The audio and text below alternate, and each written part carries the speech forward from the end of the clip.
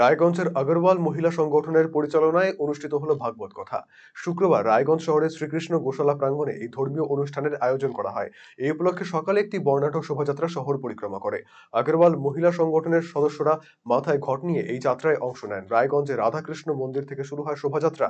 দুপুরে ভাগবত পাঠ করেন শ্রী নর্মদা শঙ্করজি মহারাজ। সকলকে এই অনুষ্ঠানে যোগ দেওয়ার আহ্বান জানিয়েছেন আয়োজক সংগঠনের প্রতিনিধি সুমিত্রা দেবী আগরওয়াল। ধাম থেকে অগ্রসেনজি মহারাজজির পক্ষেতে কথা ভাগবত হবে। তো আমাদের বিহারজি আসছে, উনি বরণ করবে আমাদেরকে কীভাবে আমরা আগরওয়াল হলো, কীভাবে কী হলো। আর নর্মদা শঙ্করজি উনি আসছে, তো উনি আমাদেরকে সবাইকে বুঝাবে। আজকে আমাদের শোভাযাত্রা খুব সুন্দর বাড়ালো রাধাকৃষ্ণ মন্দির এমজি রোড থেকে। তো ওদিকে থেকে আমরা আসলাম হেঁটে হেঁটে, মাথায় কলস যাত্রা নিয়ে ভাগবত কথা মাথায় উপরে তুলে রায়গঞ্জে শ্রীকৃষ্ণ গোশালা পর্যন্ত আমরা আসলাম।